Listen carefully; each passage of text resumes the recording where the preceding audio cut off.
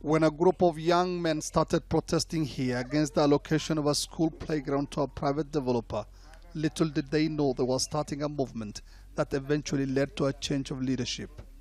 After days of protests in the small town, youths in other parts of Oromia and neighboring Amhara region began protesting for political rights. University student OBSA ABDISA was one of the first to protest in GINJE. It's as if everyone else was waiting for a trigger. The planned expansion of Andes city, which would take away land from many farmers, provided the perfect grievance to rally upon. And then we started calling for more freedoms. Hundreds of people were killed during 2 years of protests from 2015. Tens of thousands were arrested.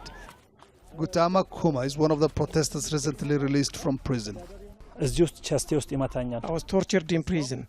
They would hit me all over until I fainted. No medical treatment was allowed.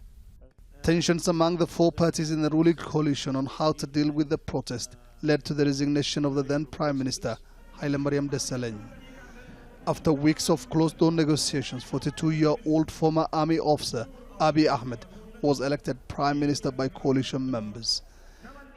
The new Prime Minister is from the Oromo ethnic group. His elevation no doubt intended as an olive branch to the rest of Oromo region.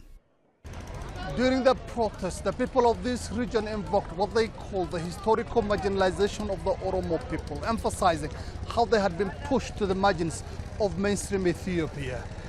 3 months after one of their own was elected to lead the country, some here are still uncertain whether Abiy Ahmed represents the new dawn they were agitating for. We consider him just a painkiller and not the cure to what actually ails Ethiopia. The future of Ethiopia depends on the next elections and whether they are free and fair. Since taking office in April, the new Prime Minister has hit the ground running, promising widespread economic and political reforms, and ordered the release of political prisoners in their thousands. The Prime Minister fully believes on love, unity, as well as forgiveness.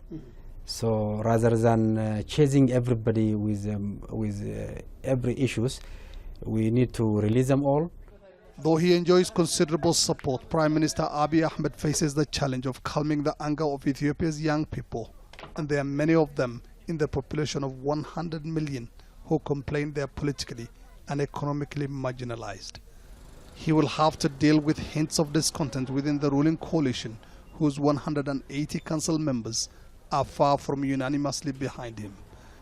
Mohammed Adow, Al Jazeera, GINJE in Ethiopia's Oromo region.